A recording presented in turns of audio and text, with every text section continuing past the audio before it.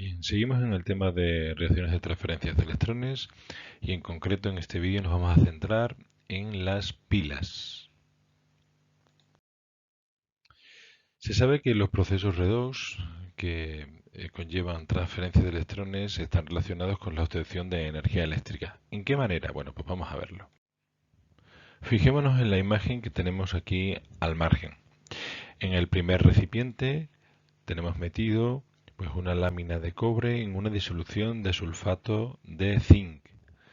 Y en el segundo recipiente tenemos una lámina de zinc introducido en una disolución de sulfato de cobre 2. Si dejamos actuar durante un tiempo determinado y observamos qué ha pasado, al sacar la lámina de cobre de la disolución de sulfato de zinc veríamos que estaría intacta y la disolución no ha cambiado. Sin embargo, en la disolución de sulfato de cobre 2 en la que está introducida una lámina de zinc, al sacar el zinc, veríamos cómo se ha depositado una gran cantidad de partículas negras encima de la lámina de zinc. ¿Qué es eso? Bueno, pues es cobre depositado. ¿Por qué? Bueno, entendemos que los dos elementos, como metales que son, tienen tendencia a perder electrones.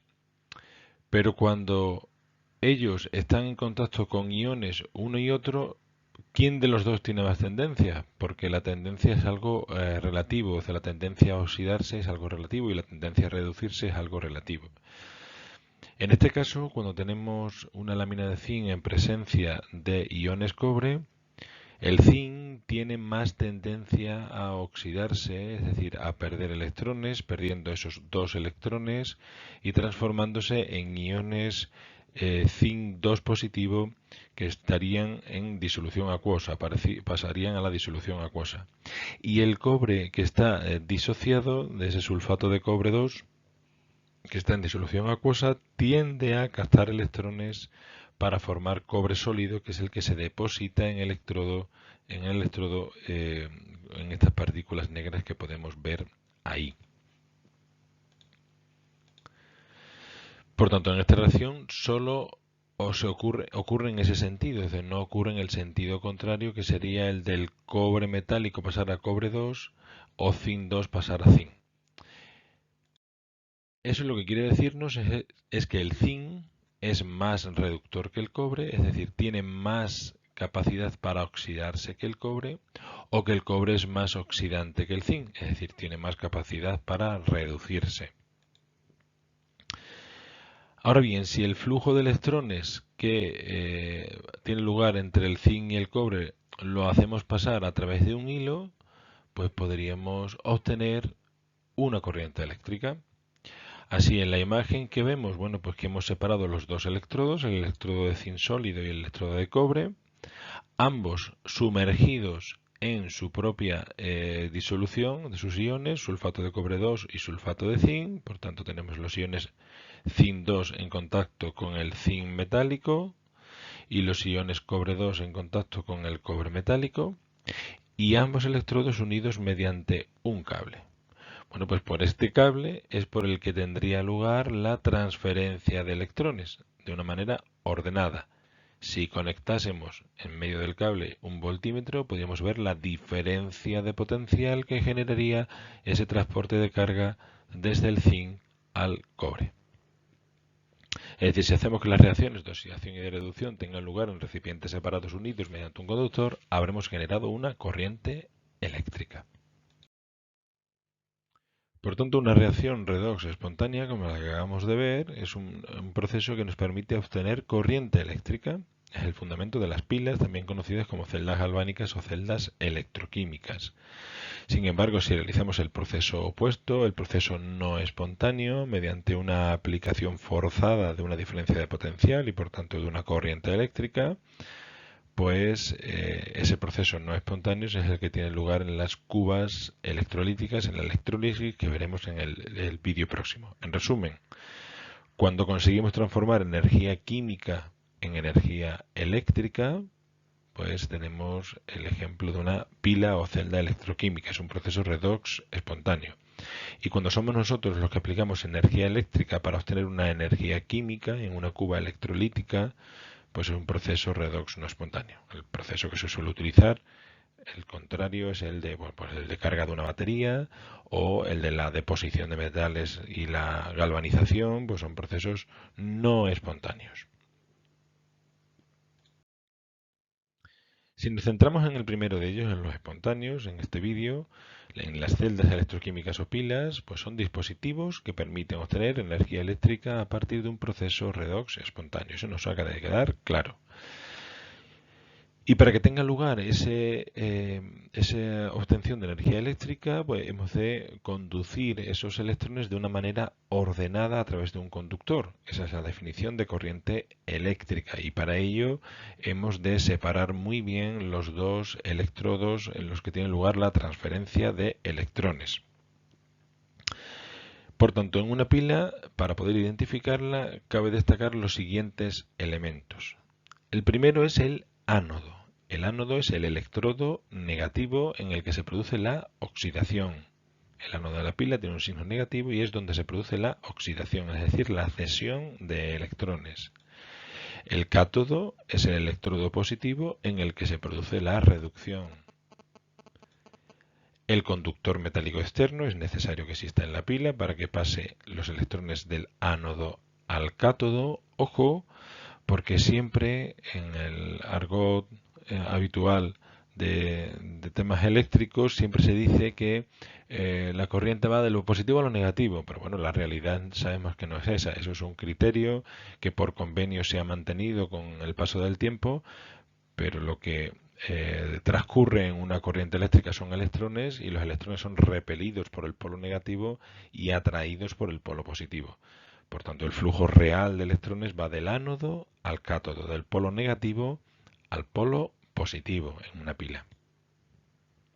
También tenemos dentro de una pila un voltímetro, que es el que nos mide la fuerza electromotriz o diferencia de potencial de esa pila, el que nos mide el voltaje de la pila. Y tenemos un puente salino, cuya misión es la de cerrar el circuito y también pues el compensar los desequilibrios de carga que tienen lugar en las dos cubas de los electrodos. Es una sustancia, un electrolito inerte que no afecta al equilibrio de oxidación-reducción en ninguno de los dos electrodos, pero sí afecta a la compensación de cargas para que el proceso pueda seguir llevándose a cabo.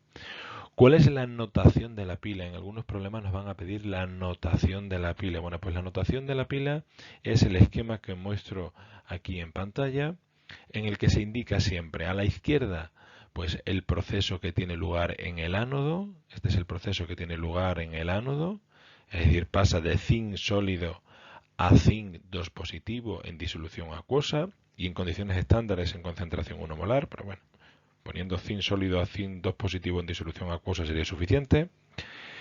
Estas dos flechitas que nos indican que están separados el ánodo del cátodo por un puente salino, eso nos indica que está separado por el puente salino. Y aquí tenemos lo que ocurre en el cátodo, en la reacción de reducción. El cobre 2 positivo capta 2 electrones para transformarse en cobre. El cobre 2 positivo que estaba disuelto se transforma en cobre en estado sólido. Es decir, colocamos a la izquierda el ánodo, en el medio el puente salino mediante estas dos líneas verticales y a la derecha situaríamos el cátodo. A esa pila que nos estamos refiriendo tiene un nombre característico. Hay muchos tipos de pilas, pero en concreto la pila obtenida en la unión del zinc y el cobre en dos electrodos es la conocida como pila Daniell. Y en la pila Daniell nosotros podríamos medir la fuerza electromotriz de la pila, el voltaje de la pila, con un voltímetro y obtendríamos un valor de 1,10 voltios. ¿Qué información nos da ese voltaje? Bueno, pues nos puede dar mucha información sobre el sentido en el que se van a verificar las reacciones. Si este voltímetro tuviese capacidad de indicarnos en qué sentido mediante el signo, es decir, si el signo es positivo, es que al haber conectado el ánodo, el polo negativo del voltímetro con el polo negativo de la pila y el polo positivo con el polo positivo y nos da un valor positivo, es que el sentido es el correcto. Si lo he colocado polo negativo con el que yo he supuesto que es polo negativo y polo positivo del voltímetro con el que yo he supuesto que es polo positivo y obtenemos un valor de voltaje negativo, querría decir que el sentido es el opuesto al que habíamos pensado inicialmente. Por eso es una información relevante para saber cuál es la reacción redox voluntaria. Así, en este caso, la reacción redox voluntaria es la que tiene lugar en el zinc pasando a zinc 2 positivo en el ánodo y el cobre 2 positivo pasando a cobre sólido en el cátodo. Y esa transferencia de electrones que tiene lugar por mol de sustancia en situación estándar nos daría un voltaje de 1,10 voltios. 1,10 voltios en esa pila entre el zinc y el cadmio.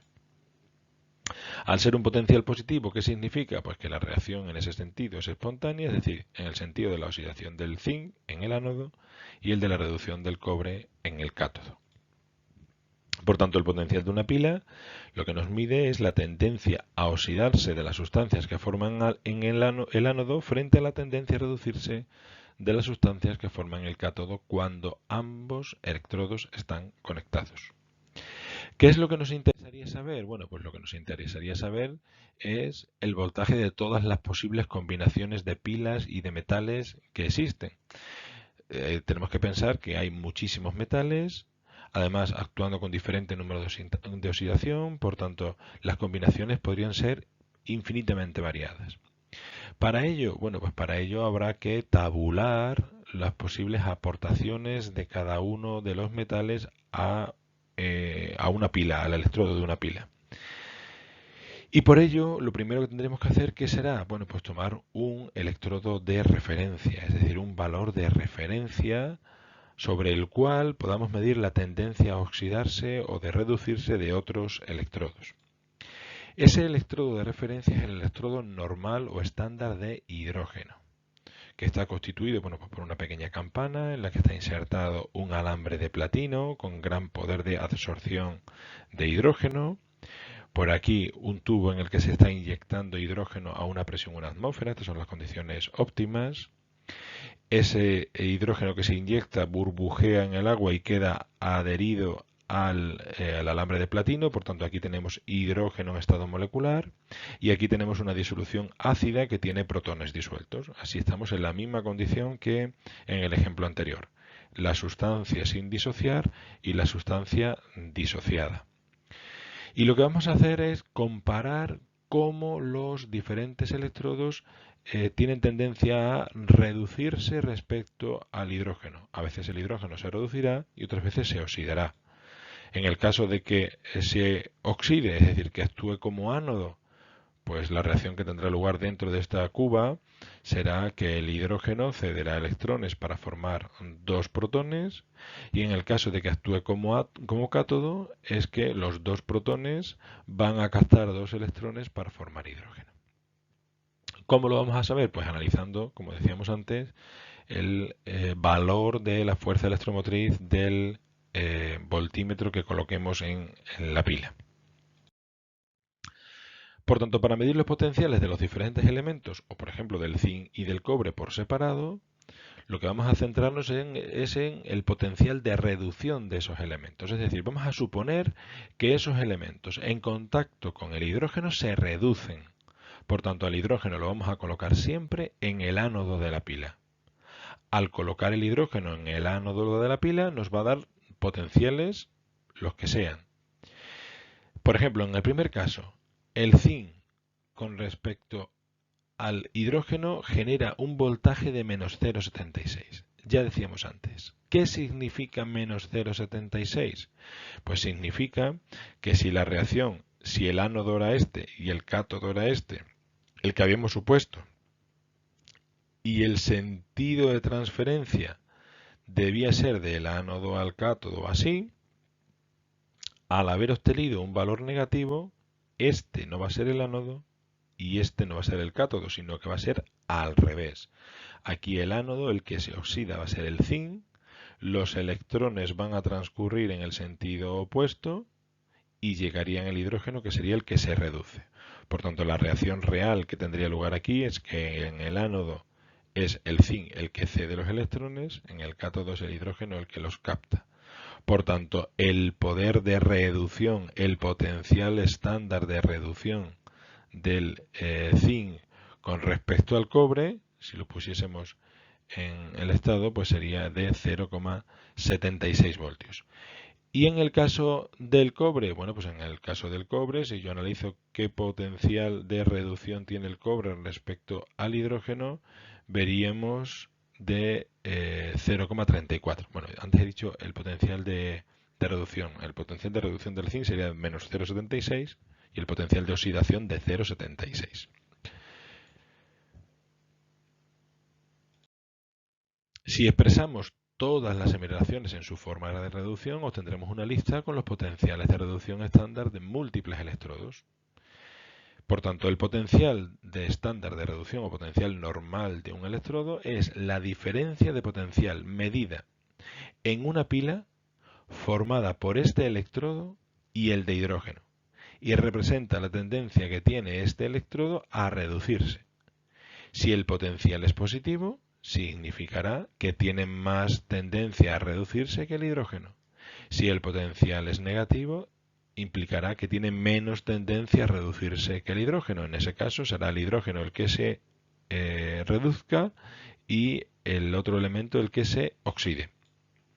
Entonces los electrones que tienen potencial de reducción negativo manifiestan menos tendencia a reducirse que el hidrógeno. Cuanto más negativo sea el potencial de reducción de un electrodo, más tendencia a oxidarse y por tanto mayor será su poder reductor.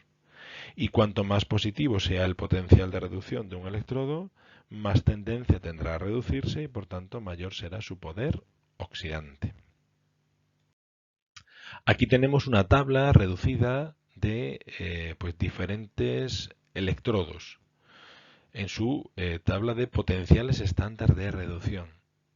¿Y qué observamos? Bueno, pues observamos que hay valores, por ejemplo, el flúor, que en comparación con el hidrógeno tiene un potencial estándar de reducción de 2,87 voltios. 2,87 voltios. O el caso del cobre que veíamos antes, que lo tenemos por aquí, de cobre 2 positivo a cobre, que está más 0,34.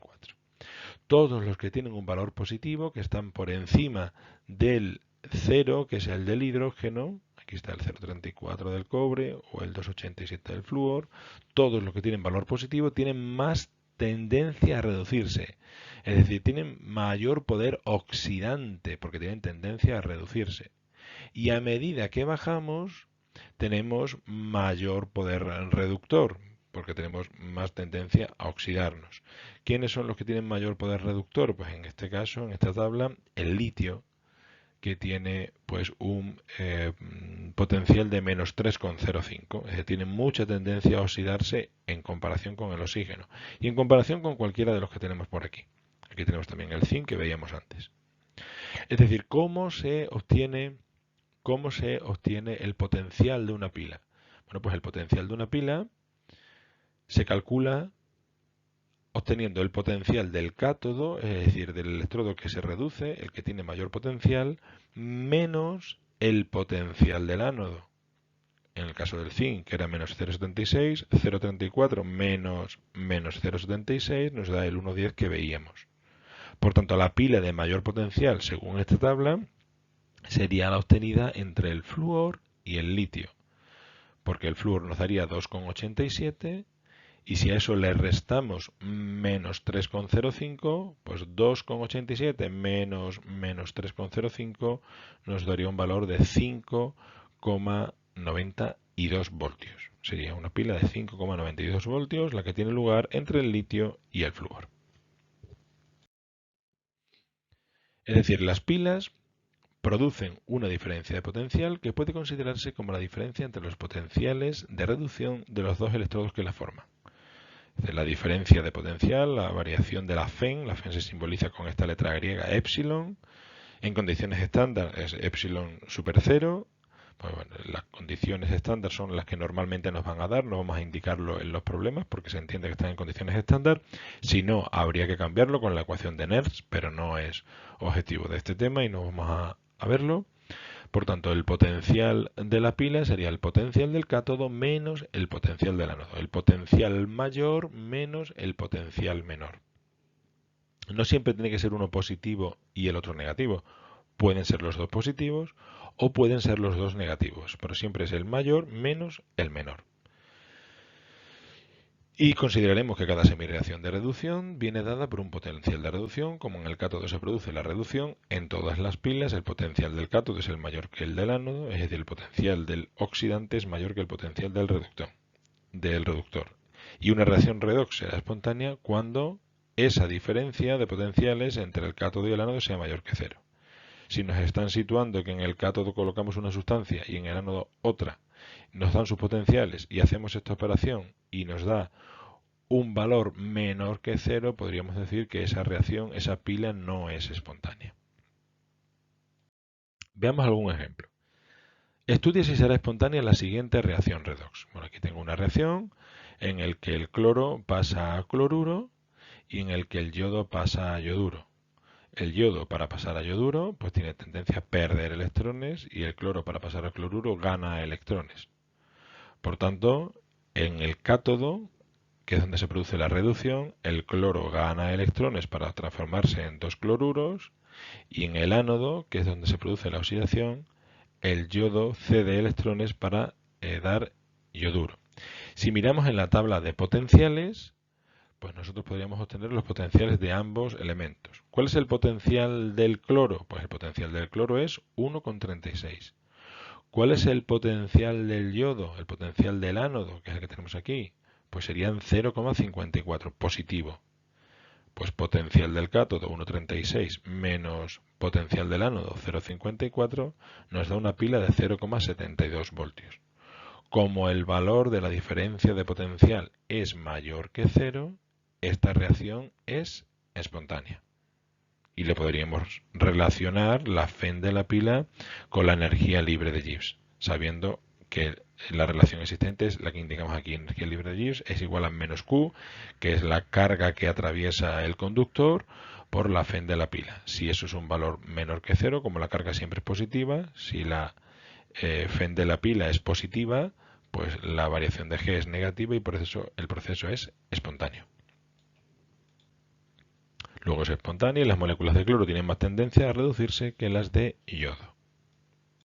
Veamos un último ejemplo. Dice una pila consta de un electrodo de magnesio introducido en una disolución de 1 molar de nitrato de magnesio 2 y un electrodo de plata en una disolución 1 molar de nitrato de plata. ¿Qué electrodo actuará de cátodo y de ánodo y cuál será el voltaje de la pila correspondiente? Bueno, nosotros tenemos que analizar en primer lugar quién es el que se reduce, analizando sus potenciales estándar de reducción. El que tiene mayor poder oxidante es el que se reduce, es decir, el que tiene mayor potencial. Y el que tenga menor potencial de reducción es el que se oxida, tiene mayor poder reductor. En este caso, si mirásemos la tabla de potencial, que al final del tema tenéis una tabla muy completa, veríamos que el potencial de la plata es de más 0,8 voltios positivo y el potencial del magnesio es menos 2,36 voltios. 0,8 frente a 2,36. Como la plata tiene un potencial mayor, la plata será la que se reduce y por tanto el magnesio será el que se oxida. ¿Cuál es la reacción de reducción, por tanto? La que aparece en la tabla de reducción. En la tabla de reducción aparece que la plata capta un electrón para dar plata sólida. Esa es la reacción de reducción, que es la que tiene lugar en el cátodo. ¿Qué ocurriría en el ánodo? La reacción contraria a la que se muestra en la tabla de reducción. En las tablas que tenemos de potenciales de reducción muestran la reacción de reducción. Como hemos dicho que este al tener menor potencial se oxida, la reacción es la inversa. Es decir, magnesio sólido menos 2 electrones para dar magnesio 2 positivo. Para ajustar esta ecuación, pues tendremos que multiplicar la primera ecuación por 2 para que el número de electrones que se cede y se coge sea el mismo. Pero como no es un problema de estequiometría el que me están pidiendo aquí en este caso, sino simplemente es un problema del cálculo del potencial y decir quién era el que se reduce y quién es el que se oxida, pues ya calculamos el potencial de la pila. ¿Y el potencial de la pila cómo se calcularía? Como el potencial del cátodo, la FEN del cátodo menos la FEN del ánodo, y eso nos da un valor de potencial del cátodo, que era 0,80. Potencial del ánodo, que era menos 2,36, potencial del cátodo 0,80 menos el potencial del ánodo, menos 2,36, nos da un voltaje de la pila de 3,16 voltios.